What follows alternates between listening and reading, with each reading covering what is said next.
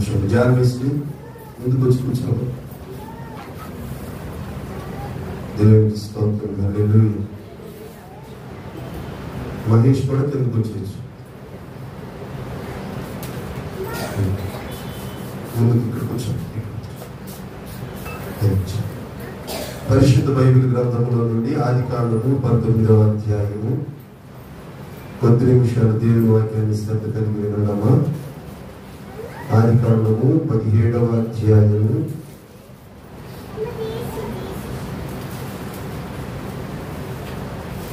మొదటి నుండి 7 వచనములు నేను చదువుతున్నాను. దయచేసి నాతో వచనములు వాక్యములు అందరూ పలకండి. అబ్రాము 99 ఏండ్ల వాడైనప్పుడు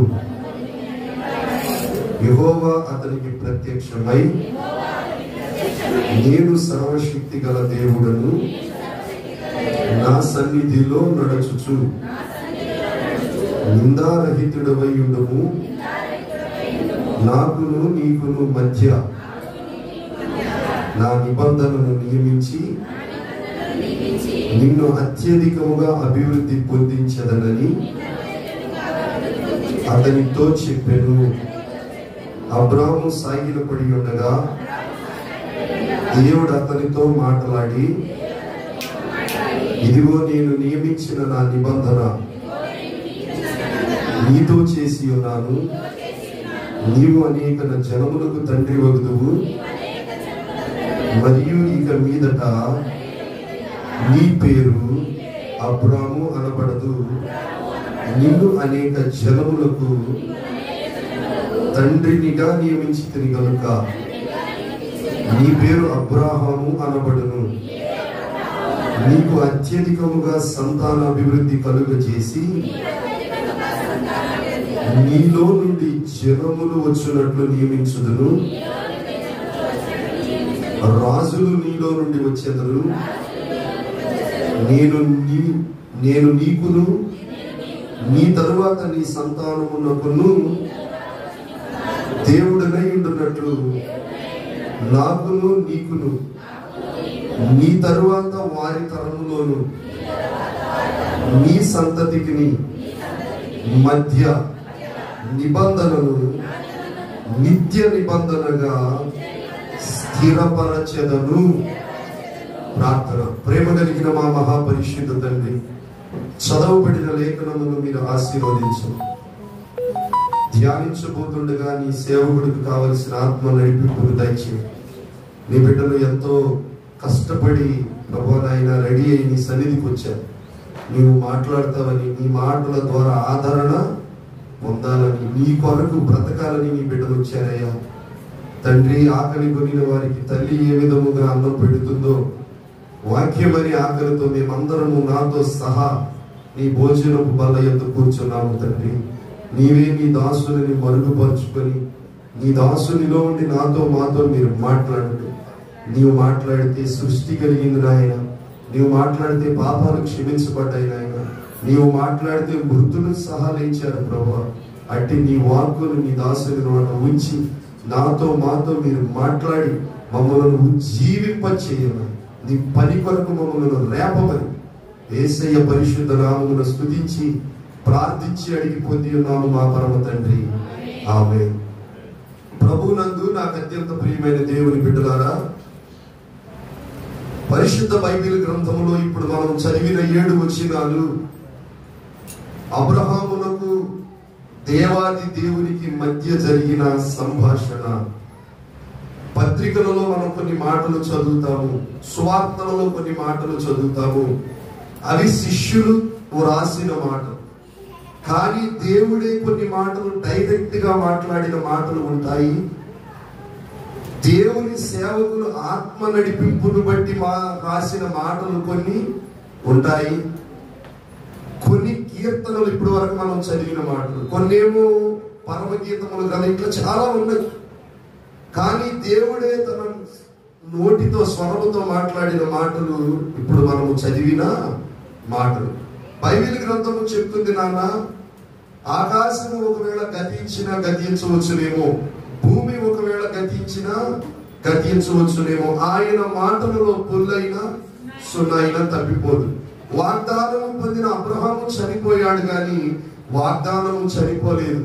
వాగ్దానము పొందిన అబ్రహాము చనిపోయాడు కానీ వాగ్దానము చేసిన దేవుడు సజీవుడు. నమ్మితే ఆ అబ్రహాముతో చెప్పిన ఆ మాటలను ఈ రోజు నీతో కూడా నెరవేర్చగలిగిన శక్తి కలిగిన వాడు నేను ప్రకటిస్తున్న నజరేయుడైన యేసు. హల్లెలూయా. కాబట్టి దేవుడు అబ్రహాముతో మొదటిగా చెప్పిన మాట ఏమిటంటే, నేను సర్వశక్తి గల దేవుడను. చాలా మంది ఈ రోజులలో యూట్యూబ్ లో ఏమంటున్నారంటే, దేవుడు అని నేను ఎక్కడ చెప్పాను యేసు ప్రభు అని అడుగుతున్నారు.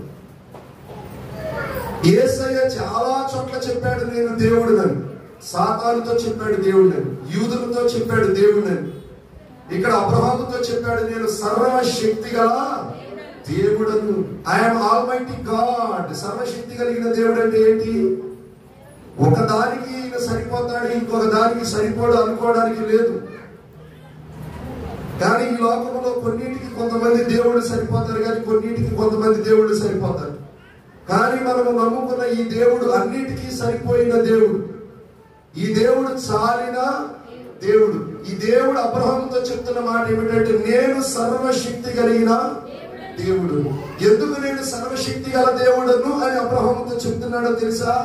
అబ్రహాముకు అక్కడ ఏం కావాలంటే శక్తి కావాలి. అప్పటికి 99 సంవత్సరాలు. పిల్లలు పుట్టతారు అనే ఆశ అబ్రహాముకు లేదు. చెప్పండి బిడ్డలారా, శారాకు కూడా స్త్రీ ధర్మము నిలిచిపోయింది.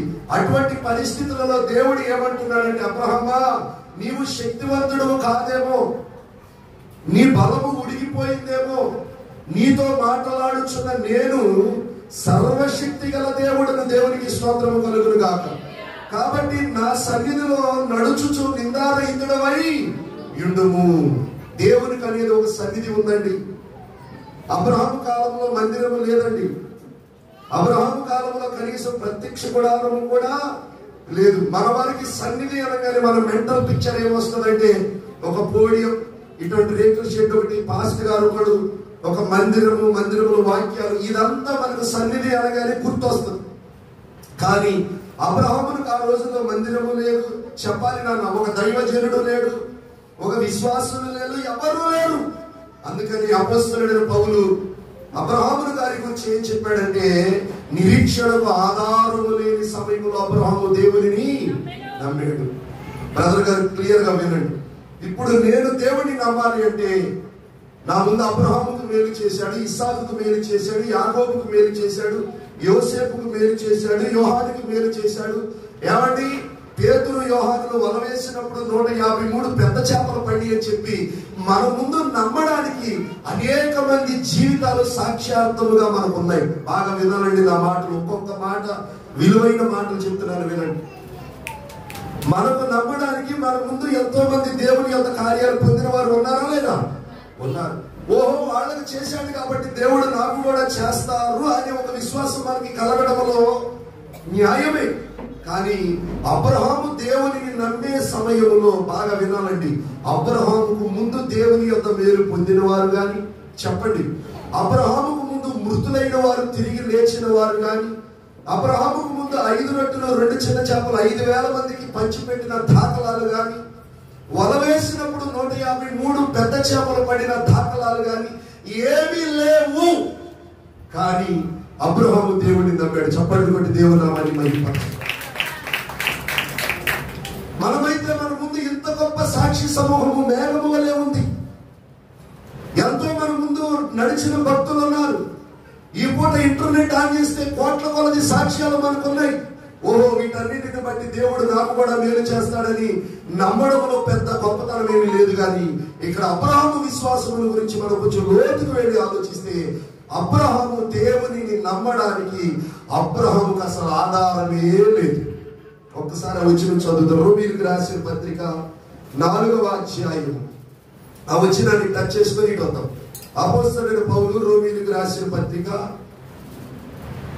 4వ అధ్యాయము ఎన్నో వచనం అమ్మా? 18.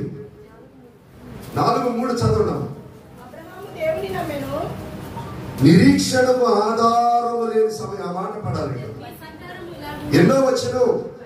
18 వచనం చదవండి.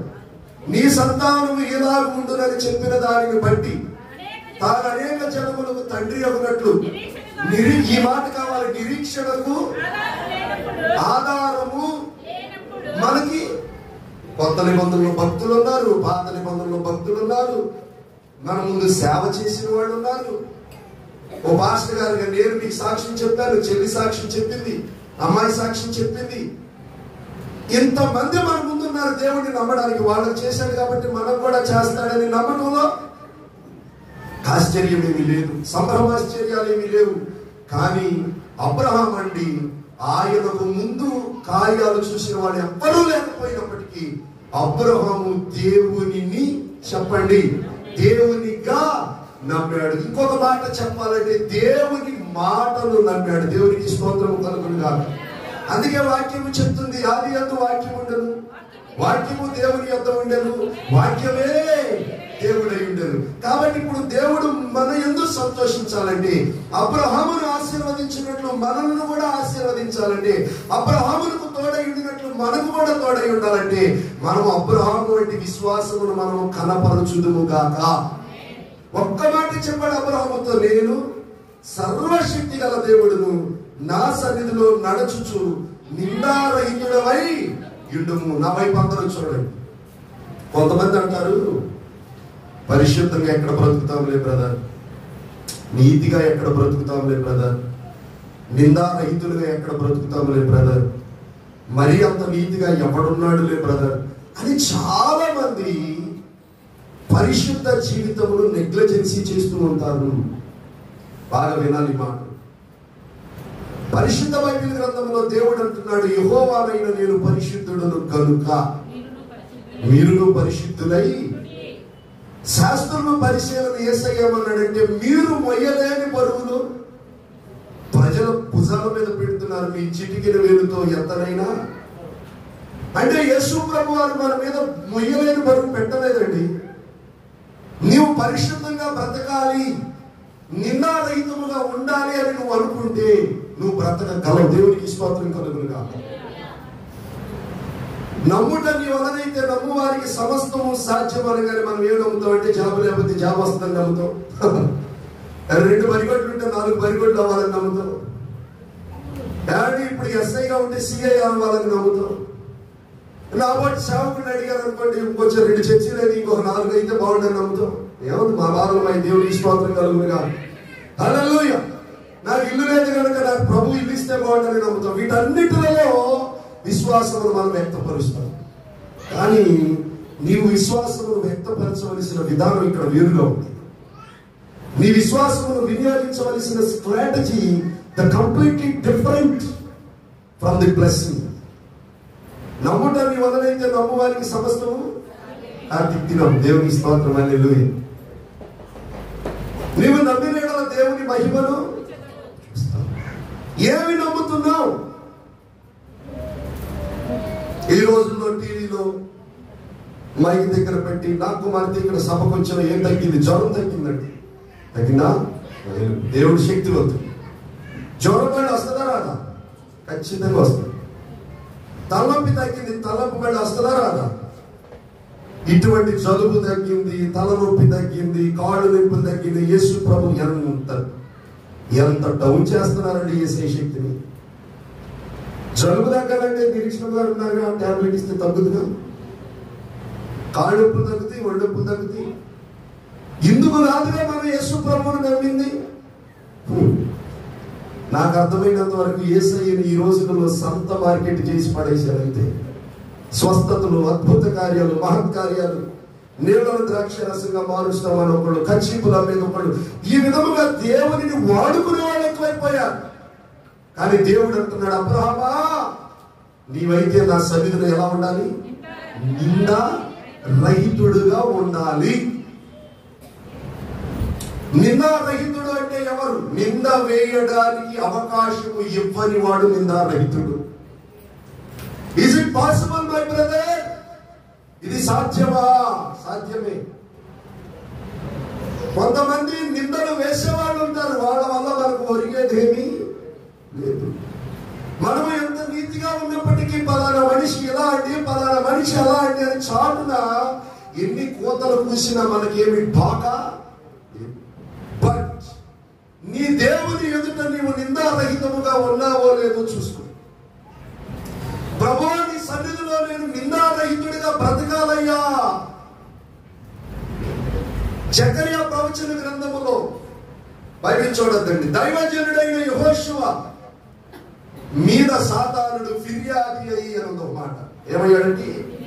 ఫిర్యాది అయ్యి. ఏమని ఫిర్యాదు చేస్తున్నాడు యెహోషువ గురించి?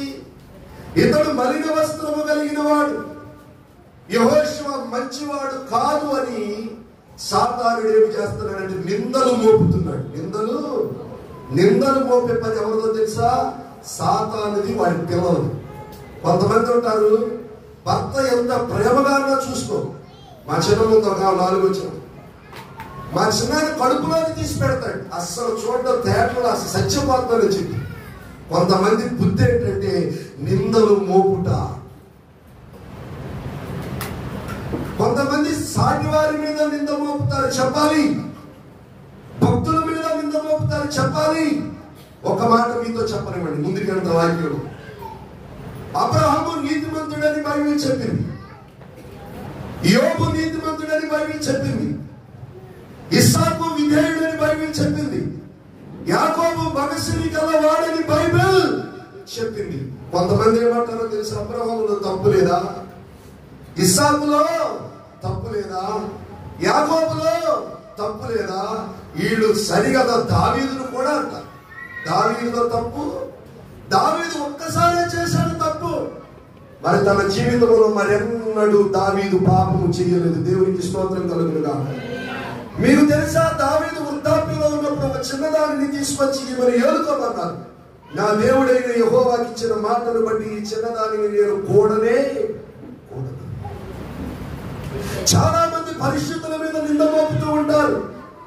యెహోషువ మీద ఏం చేశాడంటే సాతానుడు నిందలు మోపాడు. పౌలు శీలల మీద కూడా నిందలు మోపారు. ఏమని? వీళ్ళేమో దెయ్యాన్ని వెళ్ళగొట్టారు, కానీ వాళ్ళ మీద మోపబడిన నిందేంటి? మనము ఆచరింపకూడని ఆచారాలను వీళ్ళు తెచ్చి ఇక్కడ చెప్తున్నారని కంప్లైంట్, రాంగ్ కంప్లైంట్ ఇచ్చారు.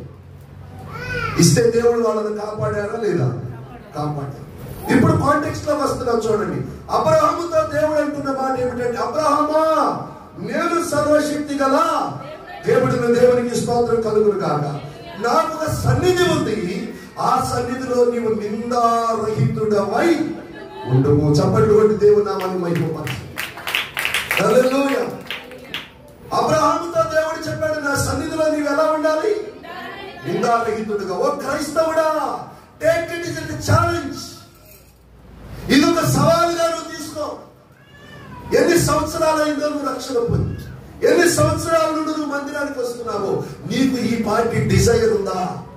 నేను నిందారహితుడిగా బ్రతకాలి, నా భార్య నా మీద కంప్లైంట్ చేయకూడదు, నా బిడ్డలు నా మీద కంప్లైంట్ చేయకూడదు, నా దైవజనుడు నా మీద కంప్లైంట్ చేయకూడదు, నా తోటి వారు నా మీద కంప్లైంట్ చేయకూడదు. నింద వేయడానికి కూడా అవకాశము ఇవ్వనటువంటి భక్తి మనము చేయదుము గాక. ఇతరులు మన మీద నింద మోపడానికి అవకాశం ఇవ్వని భక్తి మనము చేయదుముగా. తిమోతితో పౌలు అపోస్తలుడు అన్నాడు, నీ యవ్వనమును బట్టి. చూడండి ఒక్కసారి ఆ మాట చదువుకొని మన వాక్య పరిచర్యలు ముందుకు వెళదాం. దేవునికి స్తోత్రము కలుగునుగా. తిమోతికి రాసిన మొదటి పత్రిక, హల్లెలూయా, దేవునికి స్తోత్రము, హల్లెలూయా. తిమోతికి రాసిన మొదటి పత్రిక 4:12 చదవండి. నీ యవ్వనమును బట్టి ఎవడను నిన్ను తృణీకరింపనీయకము గాని, నెక్స్ట్, మాటలోను, ప్రవర్తనలోను, ప్రేమలోను, విశ్వాసములోను, పవిత్రతలోను విశ్వాసులకు మాదిరిగా. ఓ తిమోతి, నీ యవ్వనమును బట్టి ఎవడు నిన్ను తృణీకరింపకుండా. యవనస్తులు ఇక్కడ చాలా మంది ఉన్నారు, మీకు 3 విషయాలు చెప్తాను వినండి. ఎవరితో మీరు మాట్లాడినా 3 నిమిషాల కంటే ఎక్కువ మీరు మాట్లాడద్దు. 3వ వ్యక్తి మీ పక్కన ఉండాలి. ఇద్దరు మేల్ అండ్ ఫీమేల్ మాట్లాడుకోకూడదు. 3వ వ్యక్తి ఉండాలి అక్కడ. దేవునికి స్తోత్రం కలుగునుగా. 2వది 3 నిమిషాల కంటే ఎక్కువ మాట్లాడుకోకూడదు. ఎందుకనంటే నీ యవ్వనమును బట్టి ఎవడో ఒకడు నిన్ను తృణీకరింప. నీకు తెలుసు నీవెంత నీతిమంతురాలు, నీకు దేవునికి తెలుసు నీవెంత నీతిమంతుడువో, కానీ చూసే మనుషులకు చెప్పండి నాన్న తెలియదు. పచ్చకాయలు వచ్చిన వాడికి లోకమంతా చెప్పండి పచ్చగా కనబడినట్టు నీవు ఎవరితో మాట్లాడుతున్నప్పటికీ ఏదో ఒకటి అనుకునే ప్రమాదం ఉంది కనుక సాధ్యమైనంత వరకు మూడో వ్యక్తి లేకుండా ఇద్దరు వ్యక్తుల డిస్కషన్ అనేది మంచిది. ఇతరులు ఏదైనా అంటారా అనుకున్నప్పుడు అక్కడ నుండి తప్పుకోవడం మంచిది. ఇప్పుడు ఏ విషయంలో జాగ్రత్తగా ఉండాలి? మాట విషయంలోను. ప్రవర్తన అంటే ఏంటండి? కొంతమంది నడవటం కుదరదు, కొంతమంది మాట్లాడటం కుదరదు, కొంతమందికి వే ఆఫ్ స్టాండింగ్ అంటారు, అసలు నిలబడడం కూడా కొంతమందికి తెలియదు. నిలబడతారు స్ట్రైట్ స్టిఫ్ గా నిలబడలేదు కొంతమంది. కొంతమంది ఊగిపోతా ఉంటారు, మెరుగు తిరుగుతూ ఉంటారు. ఆడపిల్లలు ముఖ్యంగా మళ్ళీ చెప్తున్నారు, ఆడపిల్లలు అనవసరంగా నమ్మకూడదు. నువ్వు మామూలుగానే నవ్వుతావు, చూసినాడు ఎవరైనా ఆయన చూసి నవ్వుతాను అయిపోయింది మమ్మల్ని దేవుని స్తోత్రం. నువ్వు మామూలుగానే నవ్వుతావు, నువ్వు మామూలుగానే నవ్వేవు కానీ చూసినాడు ఏమనుకుంటాడు, నా ఆయన చూసి నవ్వింది. ఇంకా ఏదో ఒక లోపమునకు దారి తీస్తుంది కనుక నవ్వు 4 విధాలుగా నీ మీద నింద వేయడానికి అవకాశం ఇవ్వనటువంటి భక్తి మనము చేయాలి. చెప్పండి, మాటలో గాని ప్రవర్తనలో గాని, ఏ విషయంలో? ప్రేమ విషయంలో, క్రియల విషయంలో మనం ఏం చేయాలంటే అబ్రహాముతో దేవుడు చెప్పినట్టు నీవు నా సన్నిధిలో ఎలా ఉండాలండి? నిందారహితుడమై ఉండము. Is it possible brother? నింద వేయకుండా బ్రతకడం సాధ్యమా కాదా? సాధ్యమే, సాధ్యమే, సాధ్యమే. దానియేలు మీద బైబిల్ గ్రంథంలో నిందేసిన లేడు. యోసేపు మీద నింద వేసిన వాడు మీకు తెలుసా? కన్య మరియ మీద కూడా నింద వేసిన వాడు. నింద ప్రూవ్ అవ్వాలా? 100 మంది 100 అంటారు, ప్రూవ్ చేయాలా వద్దా? చేయాలి. కాబట్టి నా సన్నిధిలో నువ్వు ఎలా ఉండాలండి? నిన్న రైతులు ఉండము. తర్వాత నాకును నీకును మధ్య నా నిబంధనను నియమించి నిన్ను అత్యధికముగా అభివృద్ధి. అబ్రహాముతో దేవుడు చెప్తున్న మాట ఏమిటంటే నాకును నీకును మధ్య ఒక నిబంధన నియమిస్తాను. నిబంధన ఎవరితో చేస్తాడు దేవుడు? ఎవరితో పడితే వాళ్ళతో చేయడు. వాగ్దానం అందరికి ఇస్తాడు కానీ నిబంధన దేవుడు ఎవరితో పెడితే వాళ్ళతో చేయడు. ఎవరితో చేస్తారంటే నిందారహితముగా బ్రతికిన వాడితోనే దేవుడు చేస్తారు. ఇక్కడ ఒక చిన్న లాజిక్ చెప్పి ముందుకెళ్తా. దేవుడు అబ్రహాముతో నిబంధన చేశాడు కానీ ఇస్సాకుతో చేయడా? దేవుడు అబ్రహాముతో నిబంధన చేశాడు కానీ యాకోబుతో చేయడా? దేవుడు అబ్రహాముతో నిబంధన చేశాడు కానీ లోతుతో నిబంధన చెప్పాలనా? చేయడా? దేవుడు అబ్రహాముతో నిబంధన చేశాడు కానీ హిజ్కియాతో నిబంధన చేయలా. మళ్ళీ ఆ పాటి అంతస్తులో దేవుడికి కనబడిన వాడు దావీదు. దేవునికి స్తోత్రం కలుగును గాక. యోనాతో దేవుడు, నోవాహుతో దేవుడు నిబంధన చేశాడు. రెండవది అబ్రహాముతో దేవుడు నిబంధన చేశాడు.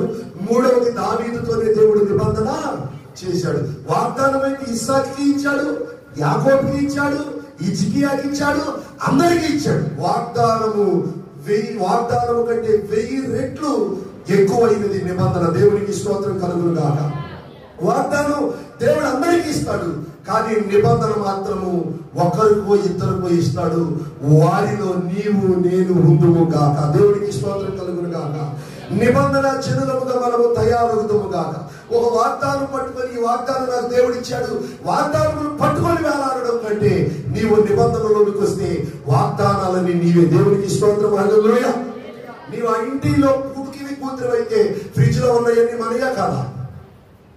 మరి ఇంట్లో సోఫా మందే, ఇంట్లో ఫ్రిడ్జ్ మందే, గ్యాస్ పొయ్యి మందే, అన్ని మనమే. ఎప్పుడు నీవు ఆ ఇంటిలో కొడుకువి కూతురు అయినప్పుడు. అలాగే దేవుని ఆశీర్వాదము, వాగ్దానములు, కృప, వారసత్వము అన్ని నీకు రావాలంటే నీవు నిబంధనలోనికి రావాలి. దేవునికి స్తోత్రం కలుగును గాక. నిబంధన వేరు, వాగ్దానము వేరు. వాగ్దానము కంటే ఎన్ని రెట్లు ఎక్కువైంది నిబంధన? 1000 రెట్ల నుండి. మనమేమో ఒక వాగ్దానం పట్టుకొని నన్ను దీవిస్తానన్నాడు, నన్ను కాపాడుతానన్నాడు, నన్ను పులకడన్నాడు, నన్ను నిద్రపోనన్నాడు, నాకు అన్నం పెడతాడన్నాడు. వాగ్దానాలు పట్టుకొని చిన్నపిల్లలాగా మనం అనుకుంటున్నాము. ఈ వాగ్దానాలన్నీ నీ తల మీద ప్రోక్షీకరింపబడి ఆశీర్వాదము చల్లులుగా గుంతులుగా నీ మీదకి దిగి రావాలంటే నీవు నిబంధనలోనికి పాలిభాగస్తురాలుగా రావాలి. దేవునికి మహిమ కలుగునుగా. ఎవరితో చేశాడు నిబంధన దేవుడు? అబ్రహాముతో చేశాడు, దావీదుతో చేశాడు. నోవాహును అట్లా పెట్టండి, ఆయనతో నిత్య నిబంధన చేయడం, వీళ్ళిద్దరితో నిత్య నిబంధన చేశాడు. కాబట్టి మనం కూడా నిబంధన చెరువు. ఈ నిబంధనలోనికి మనం కూడా రావాలి. ఈ నిబంధనలో మనం కూడా నిలబడాలి. తర్వాత వచ్చిన కూడా మనం చదువుదాం. రెండవ వచ్చిన, నాకును నీకును మధ్య నా నిబంధన నియమించి నిన్ను అత్యధికముగా అభివృద్ధి. ఇప్పుడు నిబంధనలోకి వస్తే ఏంటి నీకు దొరికిన ఆశీర్వాదం అంటే నీవు అత్యధికముగా అభివృద్ధి పొందుతావు. భూమి యొక్క సమస్త వంశములు నీ వలన దీవించబడతాయి. మొదటి మాట ఏమిటంటే నిందారహితురాలిగా మనం ఉండాలి. అప్పుడు నిందారహితురాలిగా మనం ఉంటే మనము నిబంధనలోనికి వస్తాము. నిబంధనలోనికి మనం ఎప్పుడైతే వస్తామో మనం అత్యధికమైన ఆశీర్వాదములోనికి ప్రవేశిస్తాం. ఆ వాగ్దానాన్ని నమ్మితే ఆశీర్వాదమే వస్తుంది. నిబంధనలోకి వస్తే అత్యధికమైన ఆశీర్వాదం వస్తుంది. దేవునికి స్తోత్రం కలుగును గాక. నిబంధనలోనికి ఎవరు వస్తారు? నిందారహితముగా ఉన్నవారు నిబంధనలోకి వస్తారు. నిబంధనలోనికి వచ్చిన వారు అత్యధికమైన అభివృద్ధి పొందుతారు. దేవునికి స్తోత్రం కలుగును గాక. తర్వాత మాట చదవండి, 3వ వచనం. అబ్రాహాము సాగిలపడి ఉండగా దేవుడు అతనితో మాట్లాడి, ఇదిగో నేను నియమించిన నా నిబంధన నీతో చేసి ఉన్నాను. ఏమండి, దేవుడు కనబడినప్పుడు అబ్రహాము దేవుని పట్ల వైఖరి ఎలా ఉందో తెలుసా? సాష్టాంగ పడ్డాడు అబ్రహాము. ఎలా పడ్డాడండి? ఒక పాట ఉందిగా, సాగిల పాడి మ్రోగేదము సత్యముతో ఆత్మతో మన ప్రభు యేసు. సాగిల పాడి మ్రోగేదము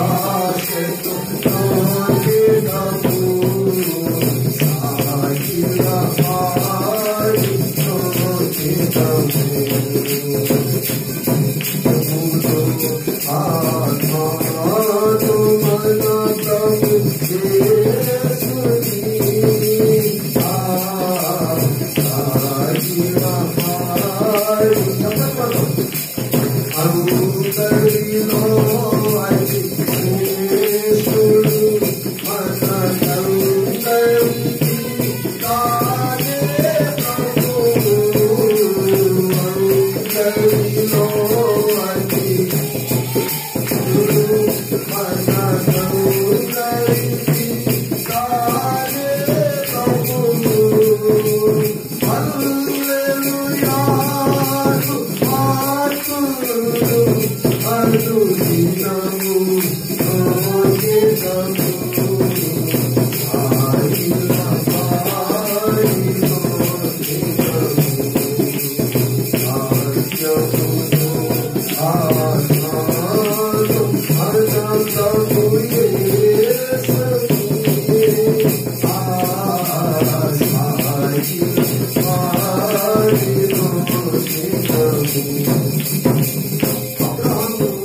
దేవుని పాదములకు మొక్కడము నేర్చుకున్నాడు. మీకు తెలుసా, కదర్లయోము అనే రాజు అబ్రహాము పాదాల దగ్గర పట్టాడు. దేవునికి స్తోత్రం కలుగుతుంది. దానియేలు దేవుని పాదముల యొద్ద ఉన్నప్పుడు బెల్షెజరు రాజు ఆయన పాదముల మీద పడ్డాడు. నేను మళ్ళీ చెప్తున్నానండి, దేవుని పాదముల మీద పడుట నీవు నేర్చుకుంటే ఈ లోకమును దేవుడు నీ పాదాల యొద్ద పెట్టగలిగిన సమర్థుడు. దేవునికి స్తోత్రం కలుగుతుంది. దేవుని పాదములను నీవు ముద్దాడటము నేర్చుకుంటే దేవుడు నీ పాపములను క్షమించగలిగినాడు. అందుకని మార్త విస్తారమైన పనులు పెట్టుకుంది. మరి ఆయన పాదముల యొద్ద కూర్చుండి ఆయన బోధ వినుచుండేది. కొంతమందికి బాధ వస్తే కానీ బోధ అర్థం కాదు. 10 మంది కుష్ఠరోగులు స్వస్థపడ్డారు, 9 మంది రాల, ఒక్కడే వచ్చి ఆయన పాదాల మీద పడితే యేసయ్య అడిగారు, ఆ 9 ఎక్కడ? నిజమండి, యేసయ్య పాదాల దగ్గరే మనకు కావలసినవన్నీ ఉన్నాయి. యేసయ్య పాదాలు ఎక్కడ నీకు దొరుకుతాయి అంటే, నువ్వు మోకరించి ప్రార్థన చేసిన ప్రతి స్థలము ఆయన పాద సన్నిధి. ఇశ్రాయేలీలైతే యెరూషలేమునికి వెళ్ళాలి, ఈ దేశీయ మతాలలో అయితే కొన్ని స్థలాలకు వెళ్ళాలి.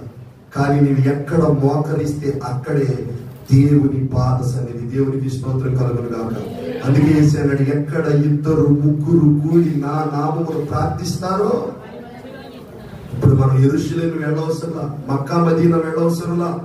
మక్కా మదీనాలో యెరూషలేములో ఉన్న శక్తిని యేసయ్య తన పాదములలో కలిగి ఉన్నాడు. నమ్ముట నీ వలనైతే నమ్మువానికి సమస్తము సాధ్యము. ఇప్పుడు అబ్రహాము అర్పించిన మోరియా పర్వతానికి మనం వెళ్ళలేకపోవచ్చు, కానీ యేసయ్య పాదాలు పట్టుకుంటే అబ్రహాము అర్పించిన మోరియా పర్వతంలో ఉన్న ఆశీర్వాదమును దేవుడు మన తలల మీద పోయగలడు. అందుకని అబ్రహాం ఏం చేశాడంటే, పాదముల మీద సాగిలపడి ఉండగా దేవుడు అతనితో ఎప్పుడు మాట్లాడాడంటే, దేవుడు అబ్రహాముతో పాదముల మీద సాగిలపడి ఉండగా. మీకు కూడా సాగిలపడి దేవునికి ప్రార్థించే అనుభవం ఉండాలి.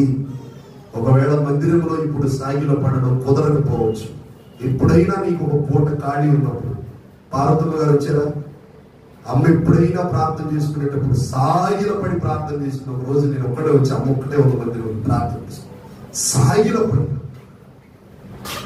మీరు కూడా నీ ఇంట్లో కూడా మందిరంలో కూడా దీన్ని కూడా మనం ప్రాక్టీస్ చేయాలి. మోకాళ్ళ ప్రార్థన చేయాలి, సాగిల పడి మనం ప్రార్థన చేయాలి, చేతులెత్తి మనం ప్రార్థన చేయాలి. అబ్రహాము ఎలా ప్రార్థన చేశాడంటే తన దేవునికి సాగిల పడి ప్రార్థన చేసినప్పుడు, సాగిల పడినప్పుడు దేవుడు అతనితో ఎప్పుడు సాగిల పడి ఉండగా అని అక్కడ, సాగిల పడి ఉండగా. చూడండి, సాగిల పడి ఉండగా దేవుడు అతనితో మాట్లాడి.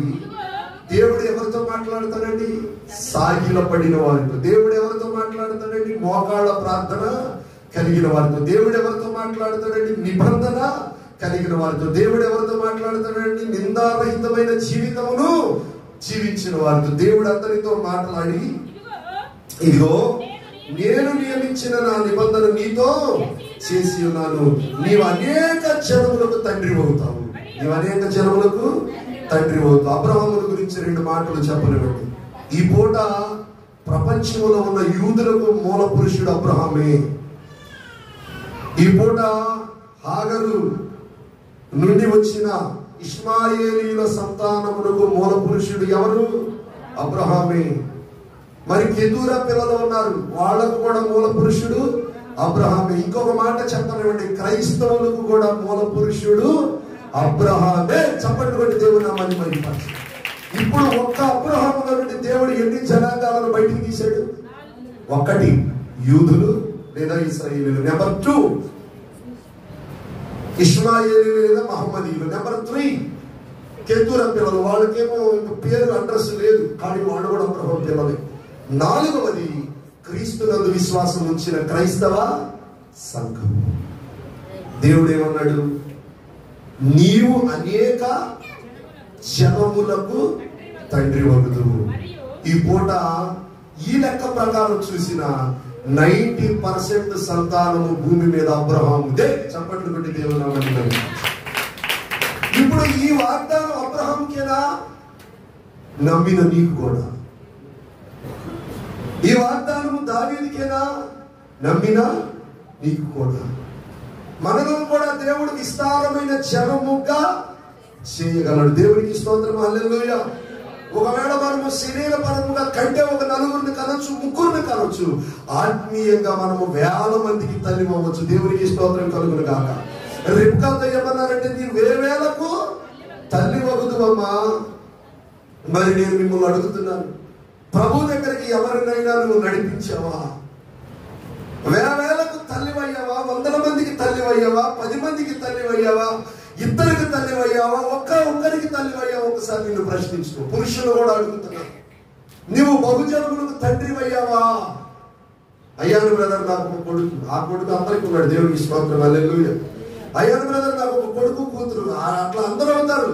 కానీ ఇక్కడ మనము పిల్లలను కలవలసిన విధానం వేరు. అదేమిటంటే, యేసు ప్రభు వారి వద్దకు నశించిపోతున్న ఆత్మలను నడిపించడం ద్వారా మనము కొన్ని వేల మందిని కనొచ్చు, లక్షల మందిని కనొచ్చు, 100 మందిని కనొచ్చు.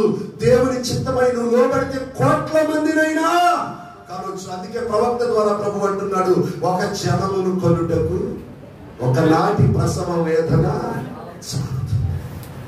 రోజు ప్రసవ వేదన ఉండాలి, రోజు ప్రార్థన జీవితం ఉండాలి, రోజు స్వార్థ ప్రకటించాలి, రోజు ఆత్మల దాహముతో నింపబడాలి. అలాంటి వారు ఏం చేస్తారు? పిల్లలను కంటారు, వేవేలకు తల్లిదండ్రులు అవుతారు. దేవునికి స్తోత్రం కలుగునుగా. ఇప్పుడు అబ్రహామును వేవేలకు ఆశీర్వాదకరముగా మార్చిన దేవుడు నిన్ను కూడా వేవేలకు ఆశీర్వాదకరముగా మార్చును గాక. నీ కుటుంబమును కూడా వేవేల కొలది దేవుడు ఆశీర్వదించును గాక. వారిలో ఒంటరి అయినా వాడు 10 వందలగును. ఎన్ని కాలేని వాడు బలమైనది జనమగును. ఎన్ని కాలేని వాడు బలమైనది జనమగును. లెక్కు తేజస్సుకు నీకు తెలుగు పరిచియున్నది. దేవోవా మహిమానిపై ఆకాశము దాములగించే. నీవున్న విశ్వాసము నుండి లేవాలి, నీకున్న చీకటి విధానముల నుండి లేవాలి, నీకున్న ప్రార్థన లేమి అనబడిన స్థితి నుండి నువ్వేం చేయాలి? లేస్తే ఉంది మధ్యాహ్న. దేవునికి స్తోత్రము కలుగును గాక. దేవుడు ఏమంటున్నాడండి, నిన్ను బహుజనములకు ఆశీర్వాద తండ్రి వగుదువు. తర్వాత చదవనమ్మా. మరియు ఇక మీదట నీ పేరు అబ్రహాము అనబడదు, నేను అనేక జనములకు తండ్రిగా నియమించింది కనుక నీ పేరు అబ్రహాము అనబడును. అబ్రహాము అనబడు. దేవుడు అబ్రహామునికి ఇచ్చిన ఆశీర్వాదము సామాన్యమైన ఆశీర్వాదం కాదు. మళ్ళీ చెప్తున్నాను, అబ్రహామునికి కాదండి. అబ్రహాము వంటి విశ్వాసమును మనము వ్యక్తపరిస్తే అబ్రహాము ద్వారా రుజువైన శక్తి దేవుడు మన జీవితాల ద్వారా కూడా రుజువు చేయగలడు. 6వ వచనం చదువుతామండి. నీవు అత్యధికంగా సంతాన అభివృద్ధి కలుగు చేసి నీలో నుండి జనులు వచ్చినట్లు నియమించును. రాజులు నీలో నుండి. నీవు అత్యధికంగా దేవుడు ఏం చేస్తారంటే సంతాన అభివృద్ధి ఇస్తారన్నారు. ఈ పూట యూదులు 1,000,000 మంది కూడా లేరు. 1,000,000 మంది కూడా లేరు. బాగా వినాలి. Listen to me carefully. Listen to me carefully. Hagar ద్వారా వచ్చిన పిల్లలు దాదాపు 28 కోట్ల జనమని చెప్తున్నారు. అంటే మన మహమ్మదీయ సోదరులు. మరి ప్రపంచ జనాభా ఎన్ని కోట్లు ఉంది చెప్పండి? ప్రపంచ జనాభా ఎన్ని కోట్లు? 480 కోట్లు పైచిలు. మరి 220 కోట్లకి ముస్లిమ్స్ అయిపోయారు. 1 కోటి జనాభాకి ఏమో చెప్పండి యూదులు అయిపోయారు. మరి అత్యధిక జనాభా ఈ ప్రపంచం మీద ఎవరో తెలుసా? క్రైస్తవులే. చప్పట్లు కొట్టి దేవునామాన్ని మహిమ. యూదులలో నుండి క్రైస్తవులుగా వస్తున్నారు. బాగా వినండి, బాగా వినండి. యూదులలో నుండి క్రైస్తవులు వస్తున్నారు. మహమ్మదీయ సహోదరులలో నుండి క్రైస్తవులు వస్తున్నారు, అన్యజనులలో నుండి క్రైస్తవులు వస్తున్నారు. ఈ పూట సర్వలోకములో సువార్త ప్రకటించడం బట్టి ప్రతిరోజు కొన్ని వేల మంది యేసు ప్రభువును స్వరక్షకుడిగా అంగీకరించిన బాప్తిసం పొందడం ద్వారా ఈ పూట ప్రపంచంలో మెజారిటీ పీపుల్ ఎవరైనా ఉన్నారంటే క్రైస్తవ సంఘమే. క్రైస్తవ సంఘమే. దాదాపు 78% క్రిస్టియానిటీ ఆన్ ద ఎర్త్. మరి అబ్రహాముకి ఇచ్చిన మాట ఏ సంతానం ద్వారా నెరవేరింది? మహమ్మదీయుల ద్వారా నెరవేరలా. పూర్తి చేయండి. యూదుల ద్వారా నెరవేరలా, క్రైస్తవుల ద్వారా నెరవేరింది, అనగా క్రీస్తు ద్వారా నెరవేరింది. కాబట్టి ఇప్పుడు అబ్రహామునకు వాగ్దానం చేయబడిన అసలైన సంతానం ఎవరు అంటే ప్రభువైన యేసుక్రీస్తు. అందుకే ఇప్పుడు గలతీ 3:16 చెప్తే అబ్రహామునకు అతని సంతానము వాగ్దానము చేయబడను, ఆయన అనేకుల గురించి అన్నట్టు చెప్పగా ఒకరి గురించి అన్నట్టు చెప్పిన ఆ సంతానము క్రీస్తు. ఇప్పుడు ఈ మాట చదవండి, 6వ వచనం. నీకు అత్యధికముగా సంతాన అభివృద్ధి కలుగజేసి నీలో నుండి జనములు వచ్చినట్లుగా. ఇప్పుడు అత్యధిక జనాభా ఎవరు ఈ ప్రపంచం మీద? దీనికి ఒక వచనం కలుపుకుందాం. గలతీయులకు రాసిన పత్రిక 3వ అధ్యాయం. అపోస్తలుడైన పౌలు గలతీయులకు రాసిన పత్రిక 3వ అధ్యాయము. హల్లెలూయా, హల్లెలూయా. 13వ వచనం చదువుదామండి. ఆత్మను కూర్చిన వాగ్దానం విశ్వాసము వలన మనకు లభించినట్లు. 14వ వచనం చూడండి. ఎవరు పొందారు ఆశీర్వచనము? అబ్రహాము పొందాడు. ఇప్పుడు అబ్రహాము మా తాత కాదుగా. అబ్రహాము తాత ఎవరికి? యూదులకు తాత, మహమ్మదీయులకు తాత, కెతూరా సంతానానికి తాత. నా సంబంధం లేదు అబ్రహాముతో. కానీ యేసు ప్రభు వారి ద్వారా నేను అబ్రహాము సంతానంలోనికి వెళ్ళిపోయా. దేవునికి స్తోత్రం కలుగును గాక. మత్తయి సువార్త 1వ అధ్యాయం 1వ వచనం కలపండి. ఇప్పుడు ప్రసాద్ గారు మత్తయి సువార్త 1వ అధ్యాయం 1వ వచనం చూడండి. అబ్రహాము కుమారుడును దావీదు కుమారుడైన యేసుక్రీస్తు. అంటే ఇప్పుడు అబ్రహాము సంతానములో నుండి యేసయ్య వచ్చాడు. యేసయ్యను నమ్ముకోవడం ద్వారా నేను ఇప్పుడు అబ్రహాము సంతానంలోనికి వెళ్ళిపోయా. చప్పట్లు కొట్టి దేవుని నామాన్ని మహిమపరచు. ఇప్పుడు నాకు సున్నతి అవసరంలా, విశ్వాసం చాలు. దేవునికి స్తోత్రం, హల్లెలూయా. ఇప్పుడు నేను అత్యధికంగా అభివృద్ధి చేస్తానని అక్కడ చెప్పిన మాటకి ఈ గలతీ పత్రిక కలపండి. ఇప్పుడు అబ్రహాము పొందిన, ఎవరు పొందారండి దేవుని యొక్క ఆశీర్వచనం? అబ్రహాము ఒక్కడే పొందాడు. ఎందుకు పొందాడంటే సర్వలోకానికి పంచడానికి. దేవునికి స్తోత్రం కలుగును గాక. అబ్రహాము పొందిన ఆశీర్వచనం అబ్రహాముకే కాదు, అబ్రహాము ద్వారా సర్వలోకమునకు వెళ్ళాలి అనేది దేవుని ప్రణాళిక. అబ్రహాము ద్వారా ఆశీర్వాదము దేవుని ప్రపంచం మొత్తానికి వెళ్ళాలనేది దేవుని ఉద్దేశం. దీనికి ఒక ఉదాహరణ చెప్తారండి. క్లాస్ లో టీచర్ ఉన్నాడు, చాక్లెట్ ప్యాకెట్ తెచ్చాడు. ఒక క్లాస్ లీడర్ లేపి, అరే ఈ చాక్లెట్ ప్యాకెట్ తీసుకురా, అందరికి పంచరా అన్నాడు. అబ్రహాము ఇక్కడ గొప్పవాడు కాదు, వాగ్దానం ఇచ్చిన దేవుడు గొప్పడు. చెప్పండి బట్టి దేవుడు నామాన్ని మహిమపరచు. అబ్రహాముని దేవుడు ఎందుకు ఏర్పాటు చేసుకున్నాడంటే క్లాస్ లీడర్ కి చాక్లెట్ టీచర్ గారు ఇచ్చి క్లాస్ అంతా పంచమన్నాడు. కానీ దేవుని ఉద్దేశము అబ్రహాముకు వాగ్దానం ఇచ్చి అబ్రహామునేదో గొప్పవాడిని చేసి అబ్రహామునేదో దేవుడిని చేసి అబ్రహామును బట్టి విర్రవేగమని కాదు, అబ్రహాము ద్వారా భూమి యొక్క సమస్త వంశములు దీవించబడుట అనేది దేవుని ప్రణాళిక, అనేది దేవుని ఉద్దేశం. దేవుని ఉద్దేశం, దేవుని ప్రణాళిక నెరవేరింది నజరేయుడైన యేసుక్రీస్తు ద్వారా మాత్రమే. చప్పట్లు కొట్టి దేవుని నామాన్ని మహిమపరచు.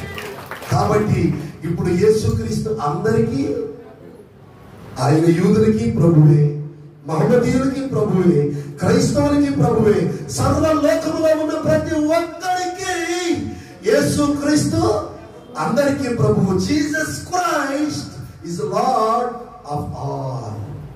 దేవునికి స్తోత్రం కలుగును గాక. హల్లెలూయా. ఇప్పుడు గలతీ పత్రిక చదువుదాం. అబ్రహాము పొందిన ఆశీర్వచనము క్రీస్తు యేసు ద్వారా ఎవరికి వచ్చిందండి? ఇప్పుడు అబ్రహాము సంతానములో పుడితే యూదులకి ఆశీర్వాదం, మహమ్మదీయులకి ఆశీర్వాదం. కానీ అబ్రహాము పొందిన ఆశీర్వచనం మహమ్మదీయులలోను యూదులలో ఆగిపోకుండా బయటికి రావాలి అంటే యేసయ్య అవసరమయ్యాడు. దేవునికి స్తోత్రం కలుగును గాక. అబ్రహాము పొందిన ఆశీర్వచనమును అబ్రహాము ఇంట్లో నుండి తీసుకొచ్చి సర్వలోకమునకు పంచిన ఉదార స్వభావము గలవాడు నజరేయుడైన యేసు. దేవునికి స్తోత్రం కలుగును గాక. ఒకవేళ యేసయ్య పుట్టకపోతే అబ్రహాము ఆశీర్వాదం మహమ్మదీయుల ఇంట్లోనే ఉండేది. ఒకవేళ యేసయ్య పుట్టకపోతే లేకపోతే అబ్రహాం ఆశీర్వాదం యూదుల ఇంట్లోనే ఉండేది. యేసయ్య పుట్టడం ద్వారా మహమ్మదీయుల దగ్గర ఉన్న ఆశీర్వాదం, యూదుల దగ్గర ఉన్న ఆశీర్వాదం యేసయ్య శిలువ ద్వారా బయటికి లాక్కొచ్చి విశ్వసించిన ప్రతి ఒక్కరికి అందేలాగా యేసయ్య చేశాడు. కాబట్టి యేసయ్య కరుడు, కాబట్టి యేసయ్య గొప్పవాడు, కాబట్టి యేసయ్య స్తుతి నొందదగిన వాడు. హల్లెలూయా. అందుకని ప్రభు ఇక్కడ అంటున్నాడు, వాక్యం ఇక్కడ అంటుంది, అన్యజనులకు కలుగుటకై క్రీస్తు మన కోసము శాపమై మనలను ధర్మశాస్త్రం యొక్క శాపము నుండి విడిపించెను. ఇందులోకి వచ్చి రాను మీద వేలాడిన ప్రతి వాడు శాపగ్రస్తుడు. ఇప్పుడు యేసుక్రీస్తు ప్రభు వారి శిలువలో వేలాడుతున్న బట్టి, కన్యమరియకు పుట్టుటను బట్టి, పూర్తి చేయండి మరణము నుండి తిరిగి లేచుటను బట్టి, ఇప్పుడు అబ్రహాము పొందిన ఆదికాండము 12లో పొందిన ఆశీర్వచనం మహమ్మదీయులకే ఉండిపోయేది. చెప్పండి, యూదులకే ఉండిపోయేది. ఇంకా కొంచెం లోపలికి వెళ్తే అబ్రహాముకు పుట్టినంత మాత్రాన యూదులైన వారందరూ పిల్లలు కాదని పౌలు గారు రోమపత్రిక 9లో చెప్పాడు. మహమ్మదీయులంత మాత్రాన అబ్రహాము పిల్లలు వాళ్ళు కాదు, అబ్రహామును ఉన్నట్టు విశ్వాసం ఉండాలన్నాడు Yesayya. Listen to me carefully. Abraham పొందిన ఆశీర్వచనము శరీర రీతిగా యూదులకు అందరికి వెళ్ళదు. చెప్పండి, మహమ్మదీయులకి వెళ్ళదు. ఎవరికి వెళుతుంది?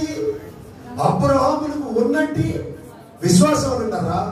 అబ్రహాములకు ఉన్నట్టి విశ్వాసము. ఇప్పుడు మనకు అబ్రహాములకు ఉన్నట్టి విశ్వాసము లేదు, కానీ క్రీస్తు యేసునందు మన విశ్వాసం ఉంది.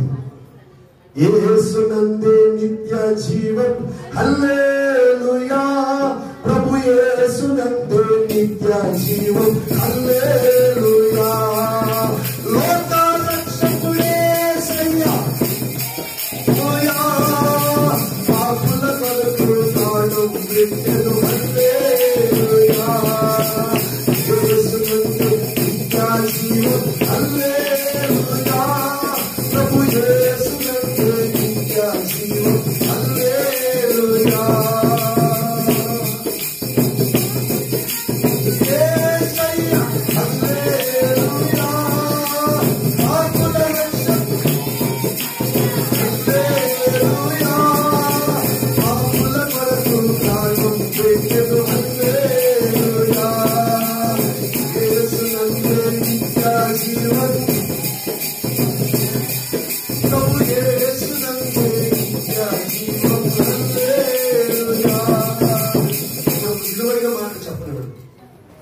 అబ్రహామునకు దేవుడు ఆశీర్వాదం ఇచ్చాడు. బాగా వినండి. అబ్రహాములో నుండి యూదులు శారము ద్వారా వచ్చారు. అబ్రహాము నుండి ఇష్మాయేలీలు కెతుర ద్వారా వచ్చారు. అబ్రహాము నుండి యేసయ్య ద్వారా క్రైస్తవులు వచ్చారు. దేవునికి స్తోత్రం కలుగును. అబ్రహాము పొందిన ఆశీర్వచనము యూదులకు కలగాలంటే అబ్రహాములకు ఉన్నట్టు విశ్వాసం ఉండాలి. అబ్రహాము పొందిన ఆశీర్వచనము మహమ్మదీయులకు రావాలంటే మహమ్మదీయులకు ఎవరి విశ్వాసం ఉండాలి? అబ్రహాముకు ఉన్నట్టు విశ్వాసం. నన్ను అడిగితే ఈ జిందగీ మే అబ్రహాముకు ఉన్నట్టు విశ్వాసం నహీ బోల్ రహా హై, ఎప్పటికీ లేదు. మొత్తం జీరో. యూదుడైనా వెంకటేశ్వరుడికి, మహమ్మదీయులైన వెంకటేశ్వరుడికి, క్రైస్తవులైన వెంకటేశ్వరుడికి దేని మీద ఆధారపడితే అబ్రహాముకు ఉన్నట్టు విశ్వాసం మీద. కానీ యేసుక్రీస్తునందరి విశ్వాసం మీద ఆధారపడితే ఒక మర్యాద. దేవునికి స్తోత్రం కలుగును.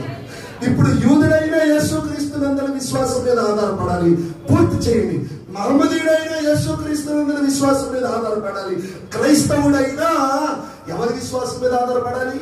క్రీస్తు నందలి. ఊరికే పెట్టలా ఫెయిత్ అని మీ పాస్టర్ గారు పిచ్చడం అనుకుంటారు. దేవునికి స్తోత్రం, హల్లెలూయా. బైబిల్ సారాంశ జ్యూస్ ఇక్కడ. మొన్న ఒక ప్రార్థన మందిరం పేరు చూసాం, తగించు ప్రార్థన మందిరం ఉన్నారు. మైండ్ పోయింది. అది ఏ పేరు పెడుతున్నారో తెలియదు. దగదగ మండటం. అసలు కొంతమంది ఒకడు పెట్టాడు శృంగారం అని దేవాలయం అని పెడితే యూట్యూబ్ లో పెట్టి ట్రోల్స్ చేసి పడారు. అసలు చర్చికి ఏ పేరు పెట్టాలో కూడా తెలియదు. దేవునికి స్తోత్రం, హల్లెలూయా. కానీ ప్రభువు మనకు ప్రత్యక్షతనిచ్చాడు, ఆయనకే మహిమ. ప్రభువు మనకు కృపనిచ్చాడు, ఆయనకే మహిమ. మళ్ళీ రిపీట్ చేస్తాం. అబ్రహాము పొందిన ఆశీర్వచనం యూదులకు కావాలంటే ఎటువంటి విశ్వాసం యూదుల్లో ఉండాలి? అబ్రహాముకు ఉన్నట్టు విశ్వాసం. మహమ్మదీయులకు కావాలంటే ఎవరికి ఉన్నట్టు విశ్వాసం కావాలి? అబ్రహాముకు ఉన్నట్టి విశ్వాసం. క్రైస్తవులకు కావాలంటే ఆ లైన్లో వెళ్తే అబ్రహాముకు ఉన్నట్టి విశ్వాసమే కావాలి. ఆ లైన్లో వెళ్తే ఒక్కడికి ఆశీర్వాదం పొలుపు కూడా రాదు. కానీ అబ్రహాము నందలి వంశము ద్వారా యోధాస్తుతి గోత్రపులో కన్య మరియ గర్భమును పుట్టి 33.5 ఏళ్ళు ఏ పాపము లేకుండా పాపమును లోకమును జయించి నా పాపముల నిమిత్తమై ఆకాశములకు భూమికి నడుమ సిలువ వేయబడి సమాధి చేయబడి ఆఖరి రక్తపు బొట్టు వరకు చెల్లించి 3వ దినమున తిరిగి లేచిన నజరేయుడైన యేసును నమ్మితే అబ్రహాము ఆశీర్వాదాలన్నీ నీ తల మీద ఉంటాయి. దేవునికి స్తోత్రం కలుగునుగా. హల్లెలూయా. కాబట్టి యేసయ్య ఎంత శ్రేష్ఠుడు అర్థం చేసుకోండి. యేసయ్య ఎంత గొప్పవాడో అర్థం చేసుకోండి. యేసయ్య ఈ సొసైటీకి ఎంత కావలసిన వాడో అర్థం చేసుకోండి.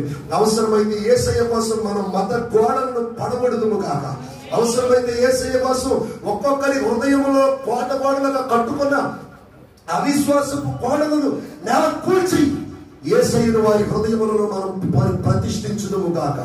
ఎందుకనంటే అబ్రహాము పొందిన ఆశీర్వచనము భూమి యొక్క సమస్త వంశములకు వెళ్ళాలి. అందుకే 12వ అధ్యాయంలో ప్రభు అన్నాడు, అబ్రహాము నీవు లేచి నేను చూపించి దేశములకు వెళ్ళము. తర్వాత మాట ఏమన్నాడు, నేను నిన్ను ఆశీర్వదిస్తాను, భూమి యొక్క సమస్త వంశములన్నీ. మహమ్మద్ ప్రవక్త ద్వారా ఎవరు దీవించబడ్డారంటే ముస్లింసే. దావీదు ద్వారా ఎవరు దీవించబడ్డారంటే యూదులే. కానీ యేసు ప్రభు ద్వారా మహమ్మదీయులు దీవించబడ్డారు, యూదులు దీవించబడ్డారు, అన్యజనులు దీవించబడ్డారు.